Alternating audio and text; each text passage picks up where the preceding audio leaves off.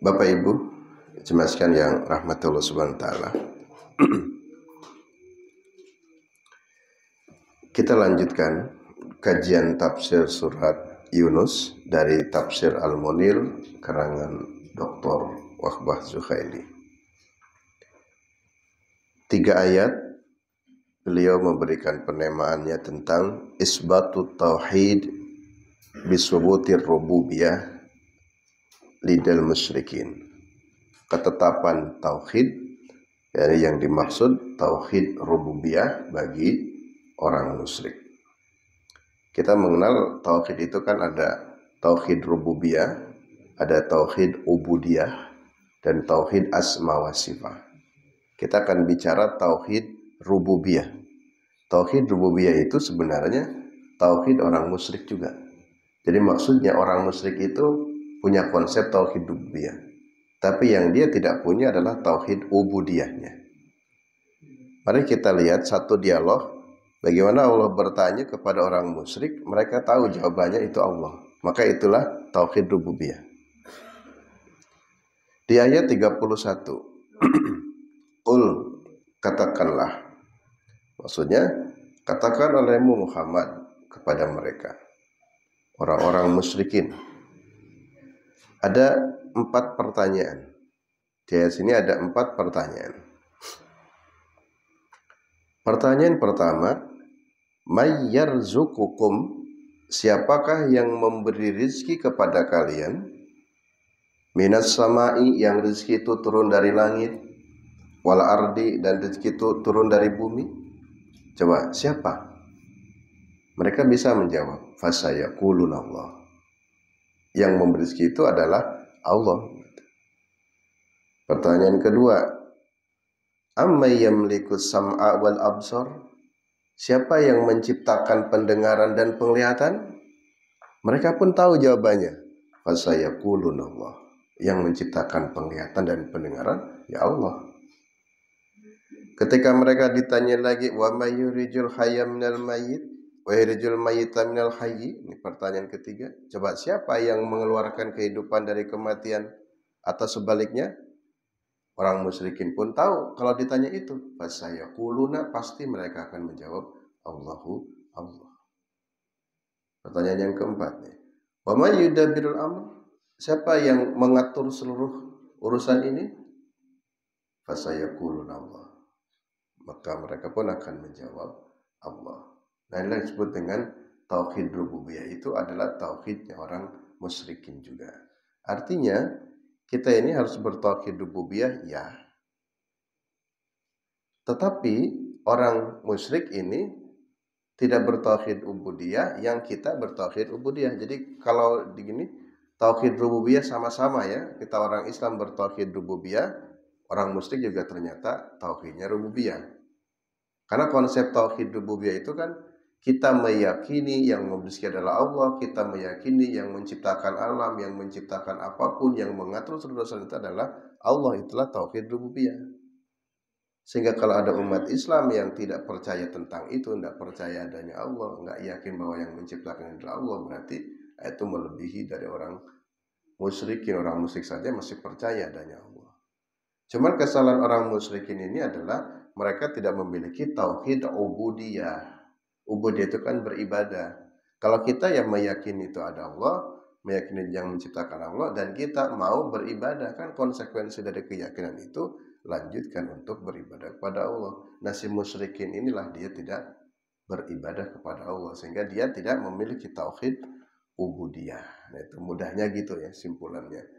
Sehingga di sini pengarang kitab memberikan penjudulannya isbatut tauhid bisubutir rububiyah lidal musyrikin. Jadi ketetapan tauhid rububiyah ini adalah tauhidnya orang musyrikin. Baik, 4 pertanyaan mari kita perdalam. Walaupun tadi secara singkat dulu, itu adalah untuk menggambarkan tauhid rububiyah itu meyakini seluruhnya adalah yang memberi, yang mengatur, yang mencipta adalah Allah. Qul, katakanlah, may yarzuqukum, siapakah yang akan memberi rizki kepada kalian? Coba perhatikan kalimatnya di situ menggunakan yarzuqukum. Ini fi'il mudhari. Fi'il mudhari itu artinya fi'il yang menunjukkan kata kerja jangka panjang. Jadi selamanya. Kapanpun, coba siapakah yang selamanya akan memberi rezeki? Siapakah yang terus-menerus akan memberi rezeki? Siapa? Nah, gitu. Jadi yang akan memberi rezeki itu adalah Allah. Jadi tidak berhenti pada hari ini. Siapakah yang akan memberi makan hari ini? Mungkin orang jawab bapak saya. Siapa yang akan memberi ini? Mungkin ibu saya. Tapi siapakah yang akan terus selalu memberi rezeki? Bukan bapak, bukan ibu, bukan siapa-siapa, tapi Allah. Jadi siapa yang akan memberi rezeki? Ya, yarzuk itu dengan fiilnya fiil mudhari, yaitu menunjukkan kata kerja bentuk yang akan datang. Jadi kapanpun, besoknya lagi kapanpun. Kalau dalam bahasa Inggrisnya present ya. Nah, jadi ini bukan bentuk past tense, bukan madi. Telah ya, yang telah betul. Allah telah memberi rezeki, tapi pertanyaan coba ke depannya, siapa yang akan ngasih rezeki? Ya Allah. Jadi sini harus kuat. Sehingga seharusnya orang-orang yang bertauhid rububiyah harus yakin seyakin-yakinnya, tidak boleh takut dengan rezeki. Waduh, saya besok dapat rezeki apa, itu nggak boleh. Ya, karena harus yakin, pasti yakin. Jangankan kita, binatang pun juga meyakini akan punya rezeki. Itu saya sering beri contoh cecak, mengenal cecak. Rezekinya cecak apa Bapak Ibu? Makan nyamuk. Cecak bisa terbang tidak? Tidak. Nyamuk bisa terbang? Bisa.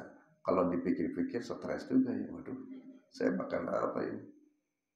Saya nggak bisa terbang. Sementara rezeki saya itu malah bisa terbang. Stres dia. Tapi ternyata nyantai saja itu cecak. Dengan sendirinya dia berusaha.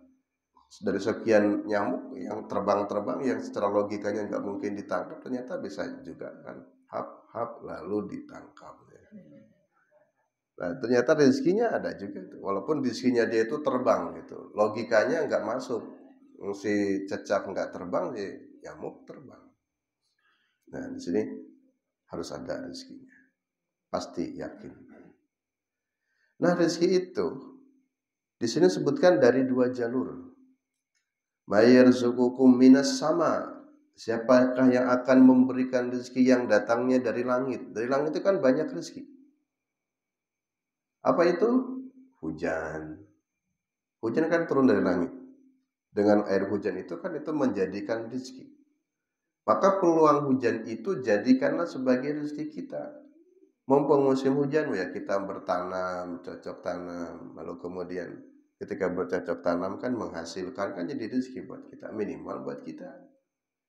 Kalau panennya banyak kan bisa juga berbagi buat tetangga, misalnya bersedekah, nanam pisang sama kepok, dan bisa berbagi dengan yang lain. Samping untuk diri kita, nanam cabai, kita bisa metik cabainya, bisa berbagi dengan tetangga, kan itu rezeki. Nah, ini maksimalkan mumpung musim hujan, khususnya yang punya areal-areal pekarangan ya, yang bisa apa yang dengan hujan ini bisa menjadikan rezeki. Dari langit apa peluang rezeki? Matahari itu kan dari atas, kira-kira membayangkannya kan dari atas, dari langit. Yarzuqukum minas sama. Siapa yang akan memberikan rezeki yang datangnya dari langit? Berarti sumbernya itu dari langit, maksud dari atas, ada hujan, ada matahari. Kita bisa menggunakan energi matahari ya, dengan keilmuannya sekarang orang mulai banyak mengembangkan untuk penerangan listrik, energi. Tidak harus lagi mengandalkan PLN, tenaga air listriknya, tapi dengan menggunakan tenaga surya. Itu semuanya menjadi rezeki. Yang suka nyuci itu apa namanya? Laundry ya. Nah, itu laundry kan dengan adanya matahari bisa kering. Ketika nggak ada matahari kan nggak kering ya. Jadi manfaatkan mumpung ada matahari, ayo jemur-jemur. Apalagi yang punya baby ya, itu kan biasanya numpuk pakaiannya dijemur ketika ada matahari. Nah, bagi yang jualan laundry itu rezeki itu dengan munculnya matahari, karena laundrynya bisa kering, kan itu menjadi bagian dari penghasilan rezekinya. Wal ardi, dan bumi. Siapakah yang memberi rezeki kepada kalian minal ardi, minas sama'i wal ardi, dari langit dan dari bumi. Dari bumi banyak sekali tuh rezeki-rezeki yang bisa muncul. Makanya dalam teorinya ya, kalau kita punya pekarangan itu bagus sekali ya. Rumah itu tidak dihabiskan untuk bangunan, tapi ada pekarangannya, bisa bertanam, bisa menyimpan air. Ini air hujan disimpan ya, kasihan jangan pergi, supaya sumur kita nggak kering. Setiap kita menyimpan air, saving air, jangan biarkan air pergi jauh, pergi ke tempat orang lain, tapi Allah kirim rezeki air ke pekarangan kita, ke kampung kita, kita tangkap, masukkan ke dalam sumur-sumur resapan. Banyak sekali rezeki-rezeki yang muncul dari bumi. Belum lagi nanti barang-barang tambang ya. Wah, kaya sekali Indonesia. Jadi barang tambangnya banyak sekali. Timah, nikel, emas ya.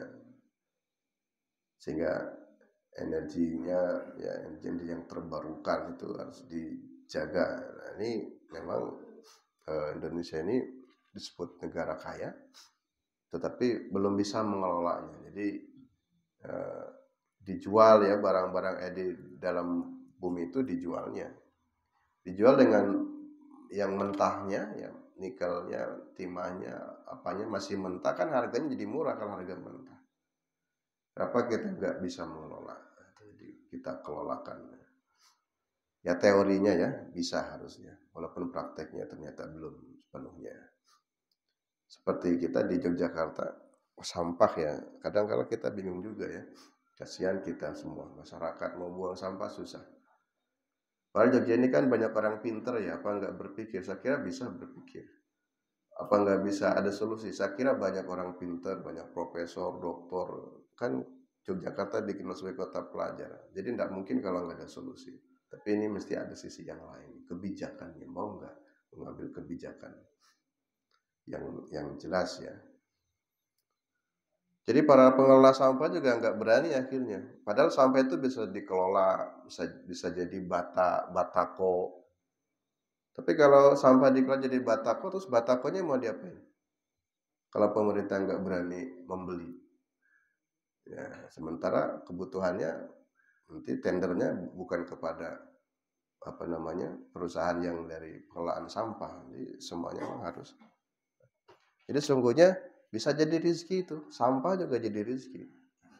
Cuman rezeki itu menjadi ya tadi tergantung kebijakannya bagaimana nih supaya sampah itu bermanfaat jadi rezeki. Jadi bukan sekedar kurangi sampah, tapi pengelolaan sampah, pasca pengelolaannya mau diapakan. Nah, itu harus dibantu oleh pemerintah. Kami siap membeli para pengelola sampah yang telah begini begitu. Nah, itu kan orang mau nanti. Tapi kalau nggak ada solusinya, dijualnya kemana, terus ke siapa, pemerintah mau nggak memberdayakan itu hasil karya dari pengolahan sampah itu. Jadi luas sekali rezeki yang dari langit dan dari bumi. Itu siapa? Maka jawabannya fasayaquluna, pasti mereka akan menjawab Allahu Allah. Pertanyaan yang kedua. Amma yamliku sam'a wal absar? Siapakah yang memiliki pendengaran dan penglihatan? Maksudnya siapakah yang menciptakan as-sam'a, pendengaran, wal absar, dan penglihatan? Di sini ada sesuatu yang menarik Bapak Ibu. Coba diperhatikan kalimatnya. As-sam'a itu bentuknya mufrad. Mufrad itu tunggal, satu. Kalau absor itu jamak, banyak. Jadi yang satu menggunakan kata mufrad, yang satu jamak. Jadi siapakah yang menciptakan pendengaran dan siapakah yang menciptakan penglihatan? Jadi banyak. Kalau digali lebih dalam secara bahasa, ini sesungguhnya menurut saya luar biasa ya.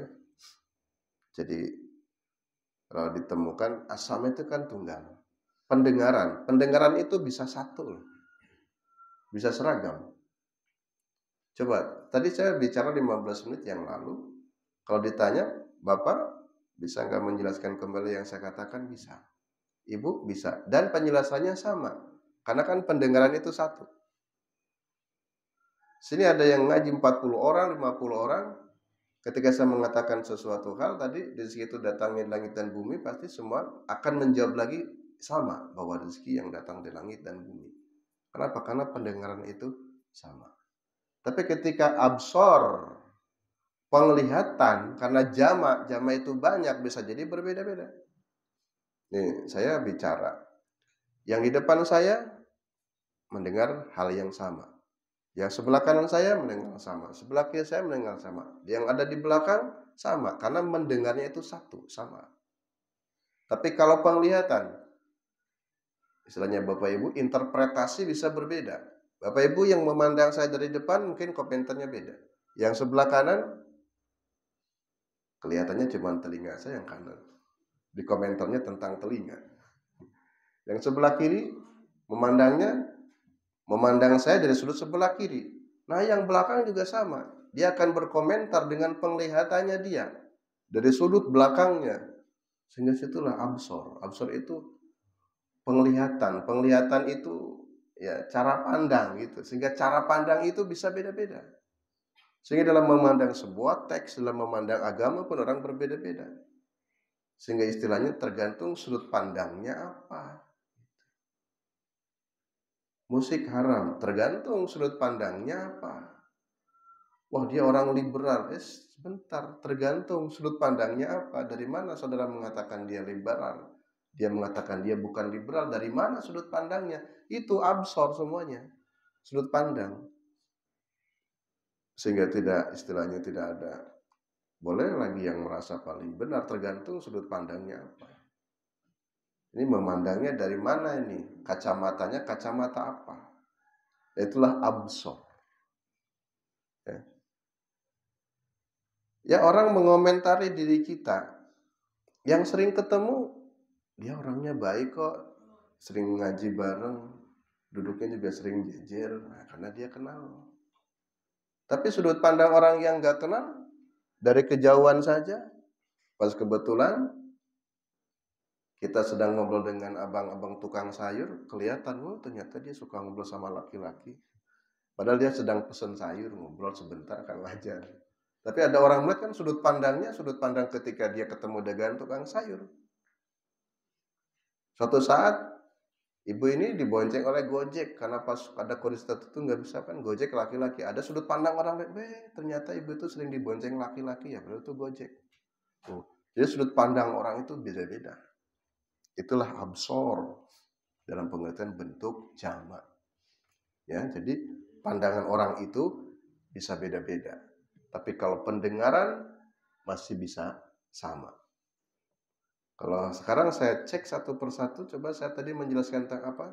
Mungkin jawaban ibu-ibu, bapak-bapak yang hadir walaupun banyak sama, substansinya sama.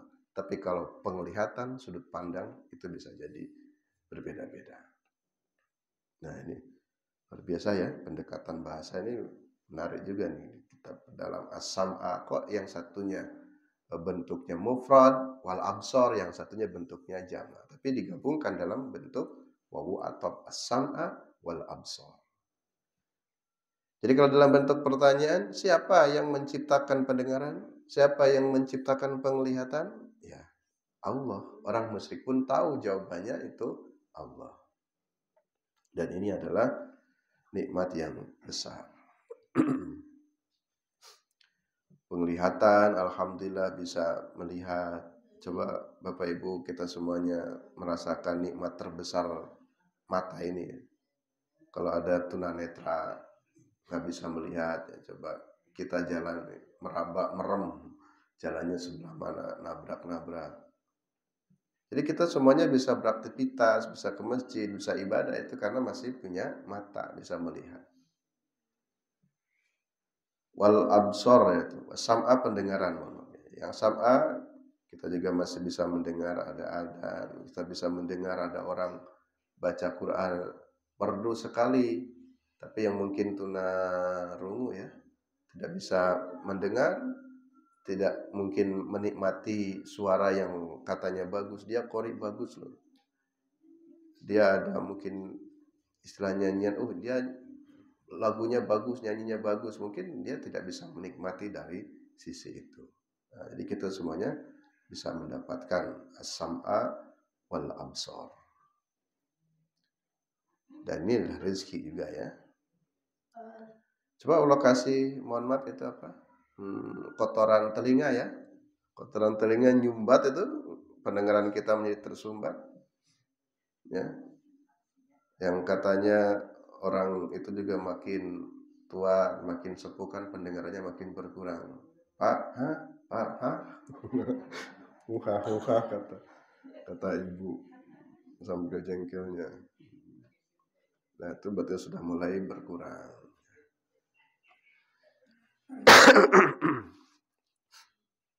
Pertanyaan ketiga. Wa ma yukhrijul hayya minal mayyit. Siapakah yang mengeluarkan kehidupan dari kematian? Wa yukhrijul mayyita minal hayyi. Dan siapa pula yang mengeluarkan mayyit, kematian dari kehidupan? Siapa? Tidak ada yang bisa kecuali Allah. Dalam tafsir ini diberikan contoh tentang tumbuhan, tentang binatang. Siapakah yang bisa mengeluarkan yukhrijul hayya minal mayyit, kehidupan dari kematian? Telur ayam. Telur ayam itu hidup apa mati? Mati itu. Kan telur ya, benda mati. Tapi dari sesuatu yang benda mati bisa mengeluarkan kehidupan. Netes jadi ayam. Ayam yang hidup bisa mengeluarkan yang mati, benda mati. Ayam mengeluarkan telur. Itu contoh yang mudah. Di sini diberikan contohnya gitu ya, baydoh, al-hayawan, telur dan hewan. Jadi dari yang hidup, ayam bisa mengeluarkan yang mati, benda mati, telur itu mati. Tapi yang mati pun bisa hidup. Ternyata dari sesuatu yang mati bisa hidup ya, jadi janin, jadi kemudian menetas. Jadilah ayam, jadi sesuatu yang hidup. Jadi sesungguhnya Bapak Ibu itu yang benar itu telur dulu apa ayam dulu ya? Ini pertanyaan masa lalu ya. Orang berdebat telur dulu apa ayam dulu. Ya telur kan dari ayam. Ya tapi ayamnya dari telur. Nah, sekarang gini saja, kalau ingin membuktikan telur dulu apa ayam dulu, ibu mau beli ayam mau beli telur. Nah, coba beli ayam dulu. Maka duluan ayam ya. Tapi beli ayam dulu. Beli ayam dulu, tapi ayamnya juga harus sepasang. Kalau ayam satu juga nggak bisa juga. Nah, terus sekarang beli telur dulu, tapi kemudian dibuat sistem, dipakai listrik atau apa kan bisa juga netes atau pakai apa. Jadi kalau pertanyaannya telur dulu apa ayam dulu ya tergantung mau beli apa dulu.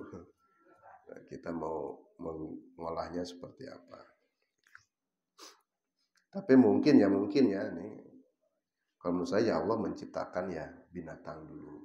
Allah menciptakan ayam dulunya loh sebelum ada bertelur. Dari binatang itu kemudian melahirkan telur. Nah, dari telur ya tentu siklusnya kan keluar makhluk baru ya ayam. Kemudian sini nabat itu tumbuh-tumbuhan, ada habba, biji-bijian. Nah, biji itu kan benda mati. Yukhrijul hayya minal mayyit, mengeluarkan ya dari yang hidup, mengeluarkan yang hidup dari yang mati. Biji itu benda mati, tapi kemudian benda mati itu bisa hidup. Taunya hidup jika dia tumbuh. Oh, berarti bijinya tumbuh, maka tumbuhlah pohon. Jadi yang mati menjadi menumbuhkan yang hidup. Pohon pun hidup, kemudian dari yang hidup itu mengeluarkan yang mati ya. Biji-bijian kan dikeluarkan oleh pohon. Nah, jadi sini ka'ihrajil habba, seperti mengeluarkan biji-bijian. Minas sajari wal hayawan, dari pohon maupun binatang. Itu contoh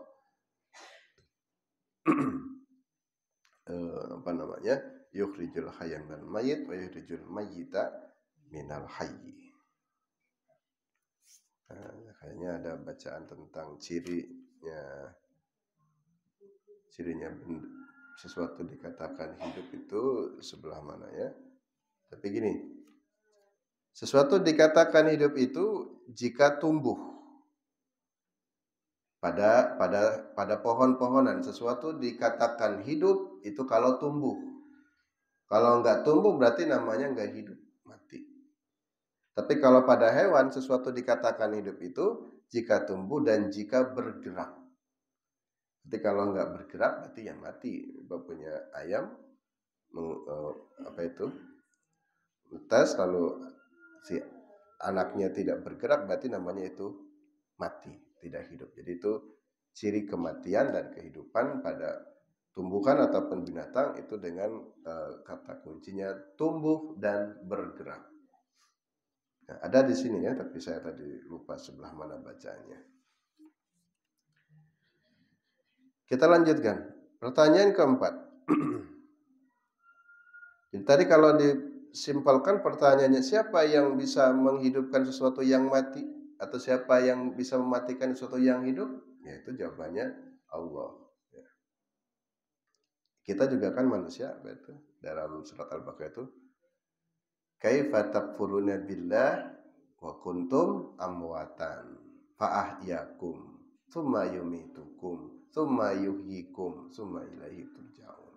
Kamu itu kan tadinya mati, setelah mati dihidupkan, dimatikan lagi, dihidupkan lagi. Kita awalnya kan di rahim mati, sekarang dihidupkan di dunia. Setelah hidup itu nanti summa yumitukum, dimatikan lagi, nanti kan mati dikubur. Dan setelah itu akan dihidupkan kembali, bangkitkan. Itu bagi Allah mudah. Sesuatu yang hidup bisa jadi mati, yang mati bisa jadi hidup. Itu semuanya fasayaqulun Allah. Mereka pun akan menjawab Allah. Yang keempat, wa may yudabbirul amra, siapakah yang mengatur segala urusan ini? Siapa yang mengatur urusan ini? Yang mengatur urusan hidup itu semuanya adalah Allah. Ya, kita ini menjalani aturan itu, menjalani sunatullahnya. Tapi hakikat yang mengatur segala urusan al-amra itu adalah Allah. Lalu ketika orang-orang musyrikin tahu itu jawabannya adalah Allah, orang musyrikin tahu kalau yang menciptakan Allah, yang mengatur Allah, yang memberi rezeki adalah Allah. Fakul afala tattaqun. Pertanyaannya sekarang, kenapa kamu enggak mau bertakwa? Gitu. Padahal kamu tahu yang menciptakan dirimu Allah, yang memberi rezeki kepadamu Allah. Terus kenapa kamu enggak mau bertakwa? Nah, gitu kira-kira. Katanya percaya, katanya yakin pada Allah. Lah kok kamu enggak pernah sholat? Gitu. Katanya meyakini ini dari Allah, semuanya dari Allah. Lah kok kamu enggak pernah ibadah? Nah, itulah yang nggak bisa dijawab oleh orang musyrikin. Karena memang orang musyrikin ini tidak bertauhid ubudiyah, dia nggak beribadah, hanya percaya saja.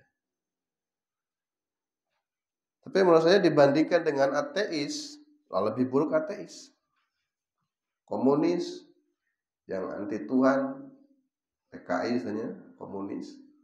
Kalau orang musyrikin masih mending percaya ada Tuhan, itu tauhid rububiyahnya masih ada. Tapi kalau ateis itu kan tidak meyakini adanya Tuhan, jadi Tuhan saja nggak diyakini ada, nggak ada Tuhan. Siapa yang menciptakan ini?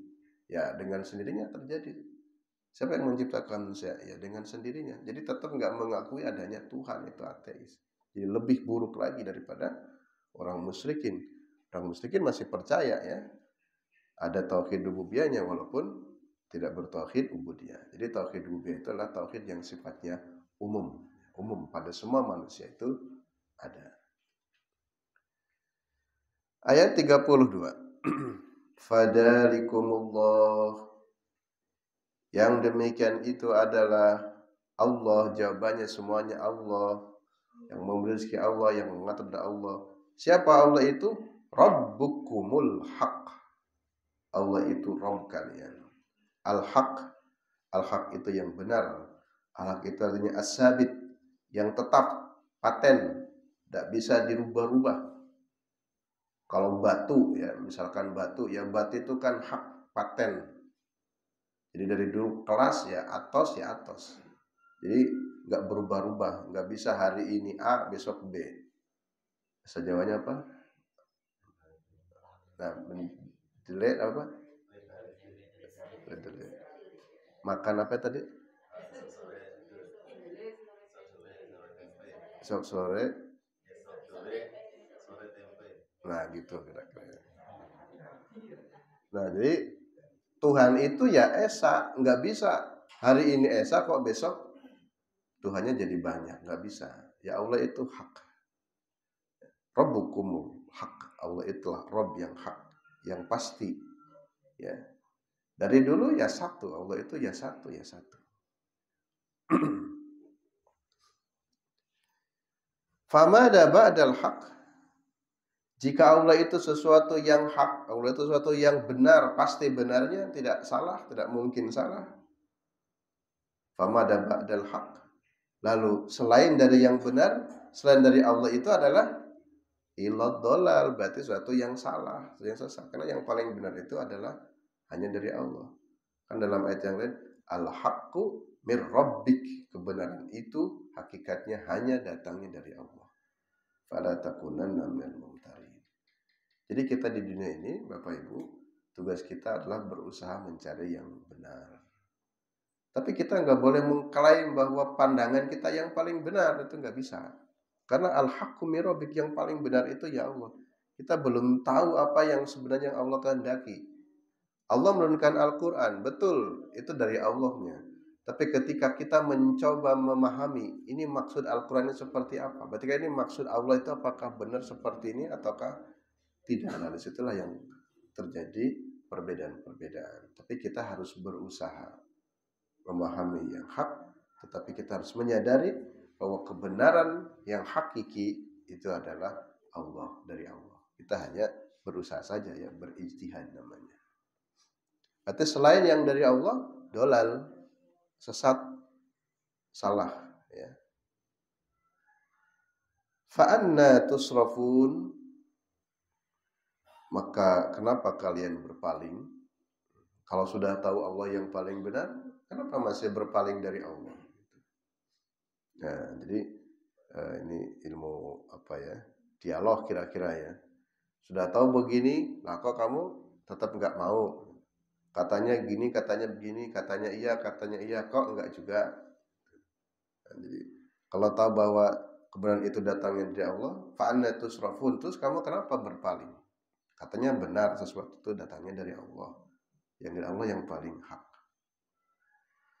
Ditutup di ayat ke-33, kadzalik, yang demikian itu haqqat, benarlah apa kalimatu rabbika, kalimat Rabbmu, 'alal ladzina fasaqu, di atas orang-orang yang fasik, annahum la yu'minun, sesungguhnya mereka itu memang la yu'minun, ya tidak mau beriman.